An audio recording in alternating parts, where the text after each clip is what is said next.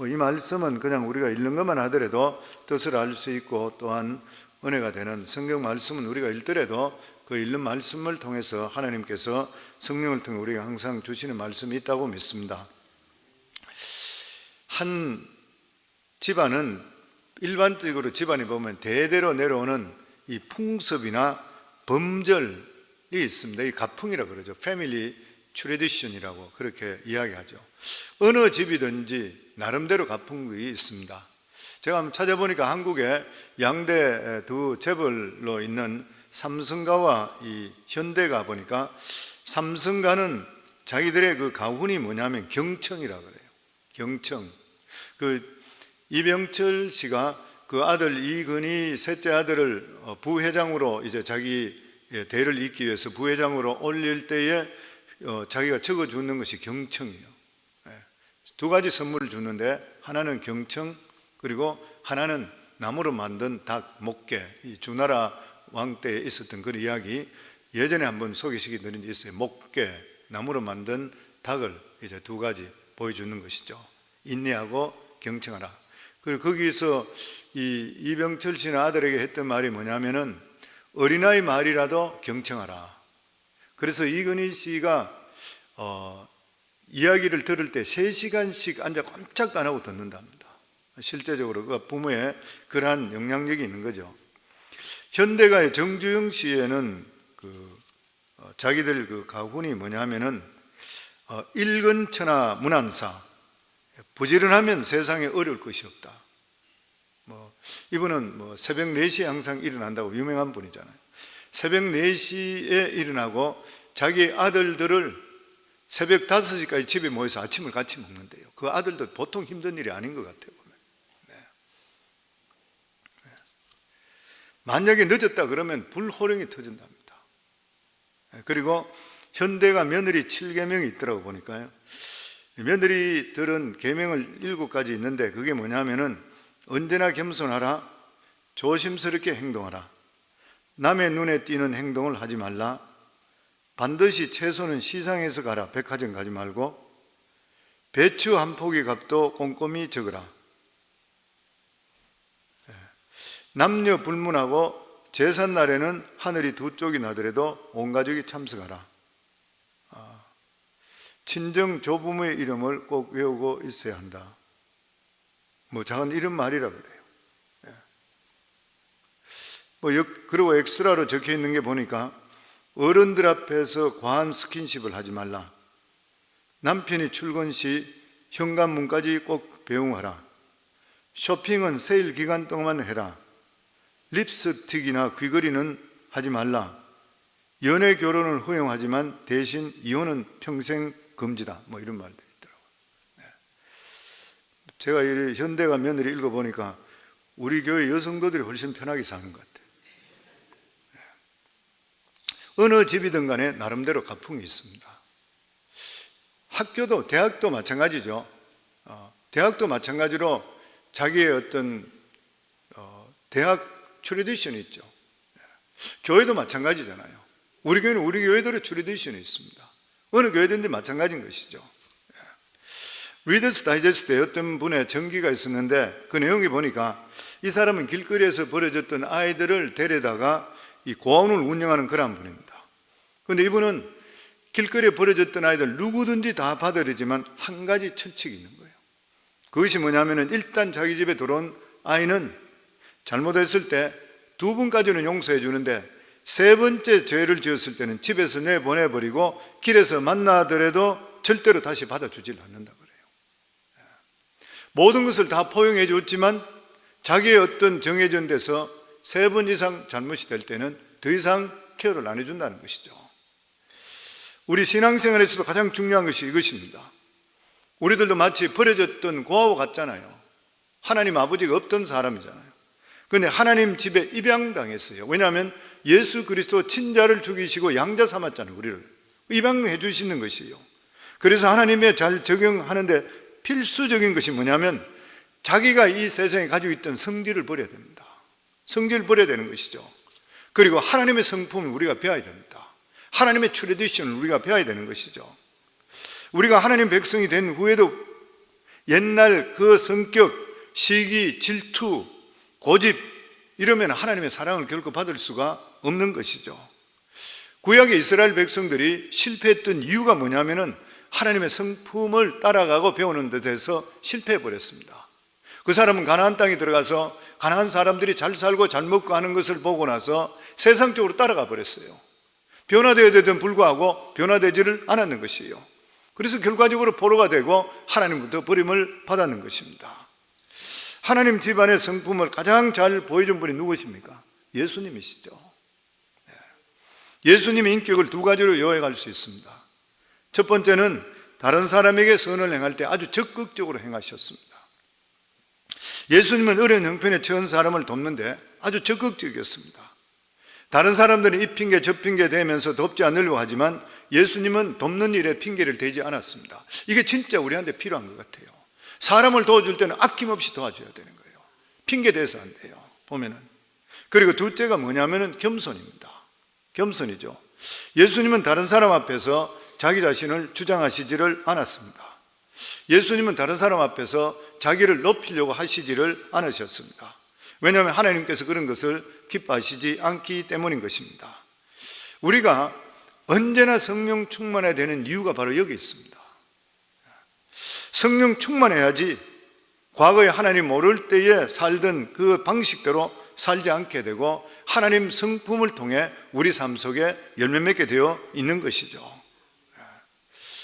우리 삶 속에 이러한 성격의 변화가 없으면 바른 신앙의 뿌리는 결코 우리 속에 내릴 수가 없는 것입니다. 왜냐하면 언젠가는 옛날 방식으로 다시 돌아가기 때문입니다. 왜 성령 충만하라 그래요? 성령 충만하시게 되시면 성령께서 우리를 통치하시잖아요. 우리 성령께서 우리를 통치하시게 되시면 내 옛 습성 나쁜 것들이 억눌러지는 거예요. 그런데 내가 성령 충만하지 않고 적당히 되어버리면 옛 습성이 스물스물 올라와 버립니다. 그럼 내가 믿는 사람인지 아닌 사람인지 전혀 모르는 삶을 사는 것이에요. 겉으로는 믿는 것 같은데 열매를 질지로 맺지를 못하고 있는 것입니다.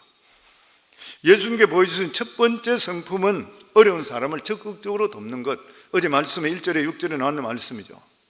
안식일 문제로 바리새인들이 시비를 걸리고 기다리고 있는데도 불구하고 도울 일이 있을 때 외면하시지를 않았습니다. 바리새인들은 예수님을 어려움에 빠뜨리기 위해서 나름대로 함정을 준비해 놓고 예수님을 식사에 초대했습니다. 예수님 그것을 하시고도 그 초청을 거절하시지 않으시고 그 집에 가셨습니다. 예수님께 이렇게 하셨던 그 첫 번째 이유가 뭐냐면은 바리새인들이 악한 동기로 불렀다 한다 하더라도 예수님은 좋은 뜻으로 해석했습니다. 이게 예수님의 사랑인 것이죠.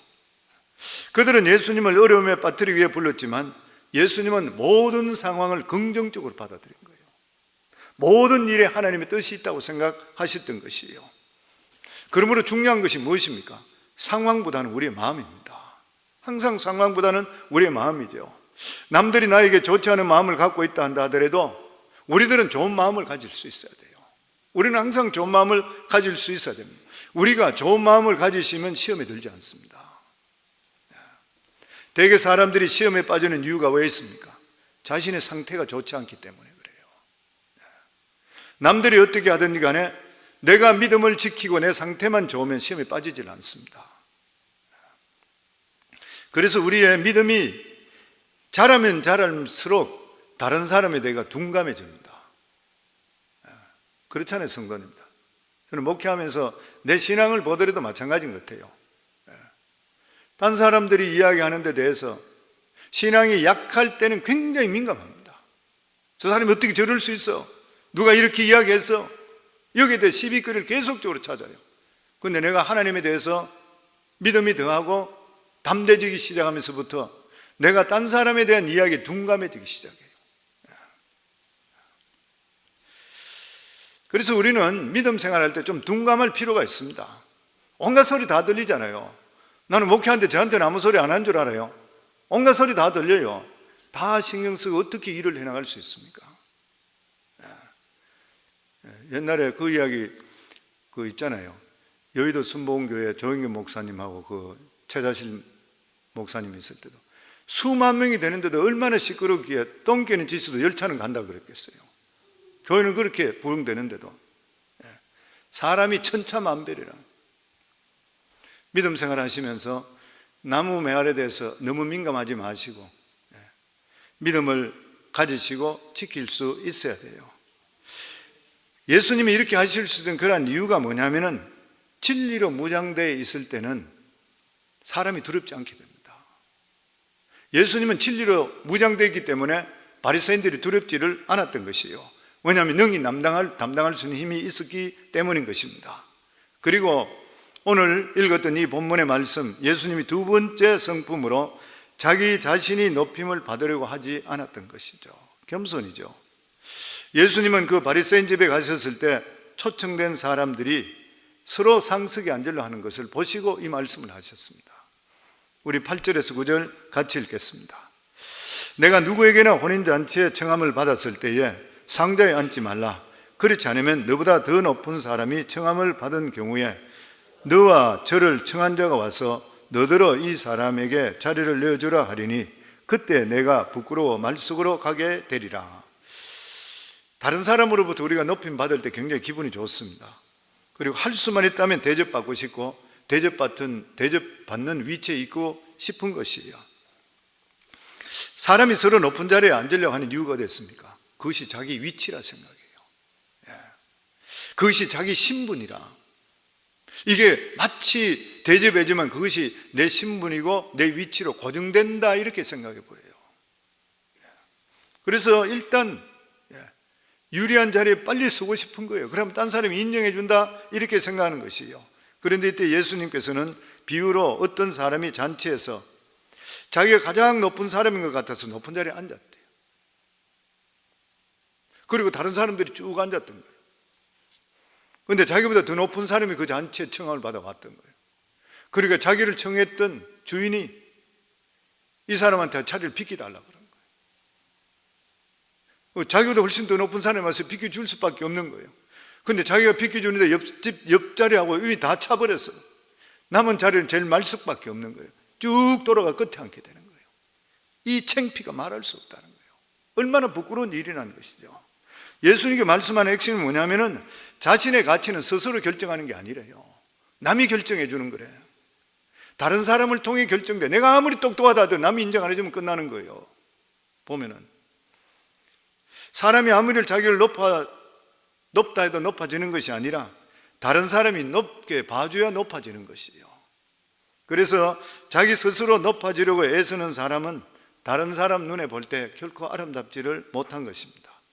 하물며 하나님 보실 때는 가소롭고 거지가 없는 일인 것이죠. 그래서 예수님이 말씀하시는 것은 사람의 존귀하면 자기가 결정하는 것이 아니라 하나님께서 결정하신다는 거예요. 사람의 존귀함은 그 사람의 영혼의 상태에 달려 있습니다. 언뜻 보면 사람의 가치가 그 사람의 돈이든지 사회적인 신분에 결정되는 것 같습니다. 왜냐하면 일단 돈이 많든지 사회적인 신분이 높으면 그만큼 인정받기 때문인 것이에요. 그러나 시간이 지나면 지날수록 사회적인 신분보다 그 사람의 됨됨이로 인해서 그 사람의 존귀함을 드러내게 되어 있는 것이죠. 영혼이 병든 사람은 모든 것을 부정적으로 봅니다. 왜 우리 교회에서 계속적으로 긍정적이고 적극적이고 희망적이고 생산적이고 뭐 이렇게 건설적이라는 이런 말을 하고 이런 행동을 하라는 이유가 어디 있어요? 영혼이 건강해지기 위해서 그렇습니다. 우리가 영적으로 충만해지시고 이래 되면은 그 사람에 일어나는 일은 당연히 뭐냐면 긍정적인. 왜냐하면 하나님은 초긍정이 없는 것을 잊게 하는 하나님이시잖아요. 그러니까 어떤 관계 속에서도 내 마음속에는 부정적이 없어져요. 그런데 영적으로 그 사람이 이 상태가 좋지 않고 병들기 시작하게 되면은 옛 습성이 나에게 올라오기 시작하면 뭐예요? 시기, 질투, 원망. 이게 사단의 습성이잖아요. 이게 돌아올 수밖에 없어요. 그러니까 부부간에 이야기하더라도 서로 점검해 보시면 알아요. 이 사람 영적 상태가 어떤지. 부부간에 같이 살면서도 이야기할 때 집이나 교회나 목회자나 뭐 아니면 주위 사람이나 계속 원망 불평은 그 사람 병들은 사람 두말할 필요 없습니다. 근데 환경에 상관없이 이야기하더라도 감사할 수 있고 긍정적으로 하는 사람은 그 사람은 영적으로 굉장히 영혼이 건강한 그런 사람이에요. 영혼이 건강한 사람은 누가 인정하지 않더라도 시험 들지 않습니다. 영혼이 건강한 사람은 높은 자리에 앉혀주지 않더라도 열등감이 절대 빠지질 않는 것이요, 오히려 사람들이 자기를 높여주려고 하는 자리에 안 가요. 보면은 잘 안 가는 것이요. 교만한 사람들 속에 끼기 싫은 것이죠, 보면. 그리고 세월이 흐르면 흐를수록 주위 사람들이 그 사람의 영혼을 따라가게 되어 있는 것이요. 영혼이 아름답고 풍성한 사람은 결국은 보면은 높은 자리에 올라가게 되어 있는 것이고, 나중에 나는 사람으로부터 존경받게 되어 있는 것입니다. 그리고 영혼이 건강하고 이런 사람은 하나님이 주시는 복이라는 복은 나중에 다 받게 되어 있는 것이죠. 그러나 영혼이 병든 그러한 사람들은 결과적으로 얼마 가지 못해서 사람들도 떨어지고, 성경에 생각해 보세요. 불평불만하는 사람이 누가 자꾸 붙겠어요? 붙어 있을 때 이야기할 때마다 부정적인 사람 옆에 누가 자꾸 붙겠어요? 안 붙어요. 사람들이 외톨이가 되기 시작해요. 자기도 외톨이 되고 가진 것도 나중에는 입에 뱉는 대로 다 없어져 버려요. 그래서 성도님들, 우리가 예수 믿고 구원받은 성도님들은 모든 일에 하나님의 협력에 선을 이룬 걸 믿으시고, 그리고 사도 바울의 고백과 마찬가지로 3대 생활 강령대로 우리 같이 한번 해요. 항상 기뻐하라, 쉬지 말고 기도하라, 범사에 감사하라. 이는 그리스도 예수 안에서 너희를 향하신 하나님의 뜻이니라. 무슨 환경 속에서도 우리 삶의 자체가 입술이 이렇게 고백이 되기를 주 이름으로 축원합니다. 그러면 그런 것들이 우리 속에 오게 되어 있는 것입니다. 그러면서 예수님은 역설적인 진리를 말씀하며 11절 말씀 같이 읽겠습니다. 무릇 자기를 높이는 자는 낮아지고 자기를 낮추는 자는 높아지리라. 요즘은 자기 PR 시대이기 때문에 자기들을 많이 나타내는 그러한 경향들이 있습니다. 그러나 이렇게 해서 유명한 것은 한순간에 잊어버려져요. 나중에. 무엇보다도 하나님 앞에서 중심이 바로 되는 것이 중요합니다. 그러면 하나님께서 그 사람을 높여주고 드러내게 되어 있는 것이죠. 진정으로 거듭난 사람의 특징이 뭐냐면은 자기 자신을 하나님 눈에 보실 때 항상 부족하게 생각하는 거예요. 그래서 늘 하나님만 붙들고 사는 것이에요. 하나님은 이런 사람을 기뻐하셔서 높여주십니다. 그러나 교만한 사람은 아직 아무것도 된 것이 없는데 본인 자신이 잘난치 않은 거예요. 하나님은 교만한 사람을 싫어하십니다. 하나님은 교만한 사람을 버리시고 겸손한 사람을 오래오래 존귀하게 사용하십니다. 잠언 18장 12절에 보면 사람의 마음의 교만은 멸망의 선봉이요 겸손은 존귀의 앞잡이니라. 교만이라는 건 무엇이에요? 하나님을 생각하지 않기 때문에 오는 것입니다. 하나님을 진짜로 아는 사람, 만난 사람은 절대로 교만해질 수 없어요. 교만할 수 없잖아요. 왜냐하면 우리 같은 자도 건져주신 하나님 은혜 있잖아요. 어떻게 우리가 교만해질 수가 있어요? 보면 우리가 하나님 앞에 죄라고 하는 것은 피조물이 감히 하나님을 인정하지 않는 행위예요. 우리가 최고라 생각해서 지멋대로 사는 것이요, 이런 사람에게 마음의 교만이 오면 멸망하는 것입니다. 반대로 겸손한 자는 하나님 앞에서 자기 자신의 부족함을 늘 인정하는 것입니다. 믿는 자들이 환난을 당하는 가장 많은 이유가 뭐냐면 하나님 앞에 겸손해지기 위해서 그렇습니다. 하나님 깨트리시는 것이죠.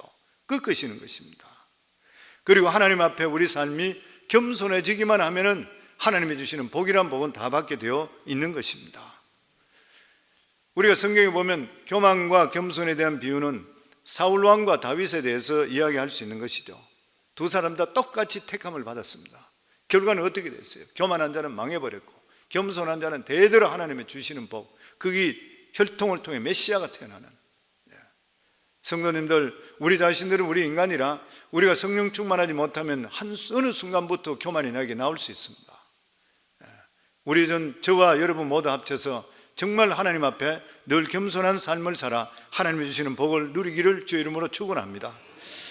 마지막으로 세 번째, 예수님이 보이신 성품의 특징이 뭐냐면은 특별한 사람만 사랑하는 것이 아니라 모든 사람을 사랑해라, 그렇게 말씀합니다. 우리 12절 저희들 같이 읽겠습니다. 또 자기를 청한 자에게 이르되 내가 점심이나 저녁이나 베풀거든 벗이나 형제나 친척이나 부한 이웃을 청하지 말라. 두렵건대 그 사람이 너를 도로 청하여 내게 갚음이 될까 하느라. 자기가 친한 사람이나 가까운 사람끼리 초청해 식사 대접하면 대접받는 사람이 나중에 또 대접을 해주는 것이요. 그러면 자기를 대접한 사람을 불러서 또 갚습니다. 자기들끼리 사랑이 왔다 갔다 하는 것이죠. 나중에 가면 다른 사람이 낄 수 없는 조직이 되어버려요. 어떤 분은 이것을 보고 패거리 사랑이라고 해요.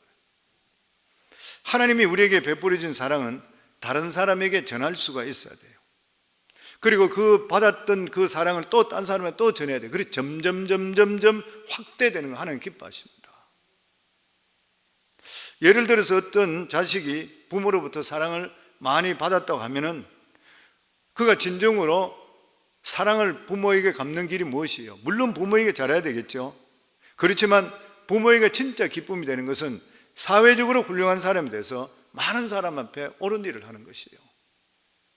교회 안에서도 마찬가지인 것입니다. 어떤 사람이 나에게 사랑을 베풀었을 때에 그 사람에게 도로 갚는 것은 큰 의미는 없어요. 감사하는 마음은 항상 가져야 되겠지만 원래 그 사람도 하나님께 받은 거기 때문인 거죠. 따지고 보면은.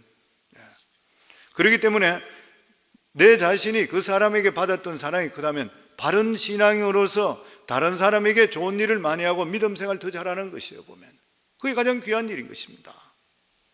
그게 그 사랑을 갚는 일인 것이잖아요.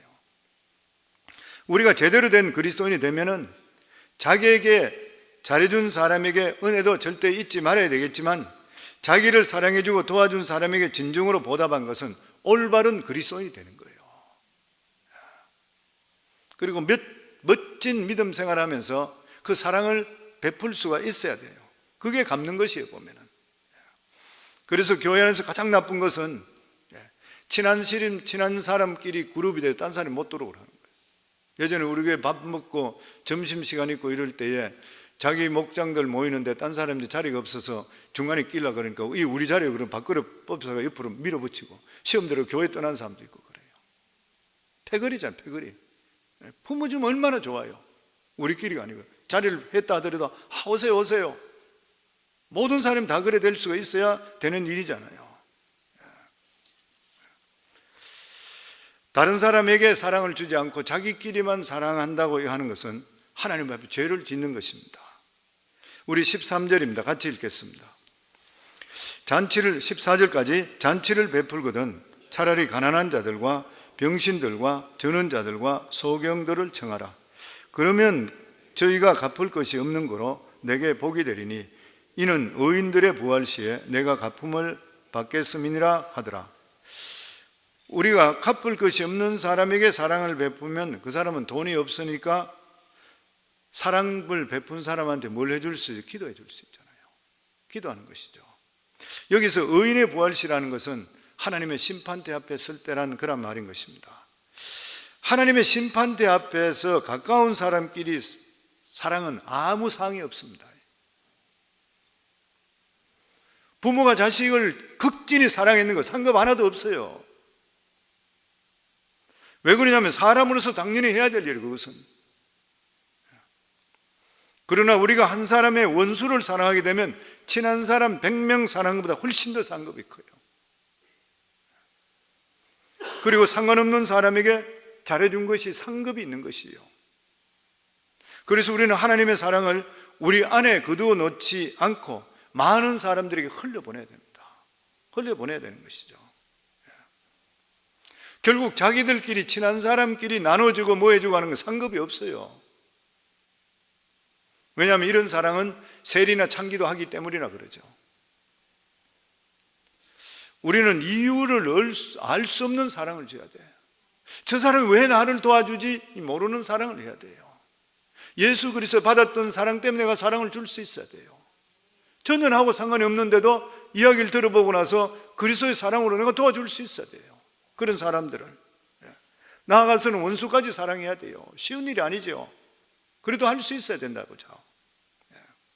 그래야 할 때에 세상 사람들이 그리스도인들이 세상 사람과 다르다는 것을 알 수 있게 되고 하나님께 영광을 돌리는 거예요. 우리가 하나님의 축복 안에 있으려 하면은 하나님의 성품을 담는 게 너무 중요합니다. 일단 우리가 하나님의 가장 먼저 배워야 될 것이 무엇이에요? 거룩을 배워야 되잖아요. 우리 믿는 사람은 거룩하게 살아야 돼요. 성결하게 살아야 되고 정결하게 살아야 되는 것이에요. 그런데 억지로 거룩하려면 실패합니다. 우리가 어떻게 거룩해질 수 있어요? 하나님을 사랑하면 사랑할수록 거룩해집니다. 하나님을 사랑하는 사람은 하나님 싫어하는 건 안 하기 때문에 그래요. 그게 우리 거룩인 것이에요. 그리고 다른 사람 앞에서 자신을 높이려고 하지 말아야 돼요. 대접받으려고 생각하지 말아야 되는 것이에요. 왜냐하면 건강한 영혼을 가진 사람은 내가 그래 않더라도 하나님께서 나를 인정하시고 세워진다는 것을 믿기 때문인 것이죠. 그리고 다른 사람을 무엇보다도 적극적으로 사랑할 수 있기 바랍니다. 친한 사람만 사랑해서 안 되는 것이에요. 내가 사랑할 이유가 없는 그런 사람을 자꾸 사랑하려고 노력할 때에 우리 안에 하나님의 사랑이 점점 풍성해지는 것을 체험하게 되어 있는 것이고, 우리도 모르는 사이에 예수님의 품성을 닮아가게 되고 예수님의 가풍이 우리 속에 들어오게 되어 있는 것입니다. 저와 우리 성도님 모두 다가 이러한 삶으로 하나님께 영광 돌리기를 주의 이름으로 축원합니다.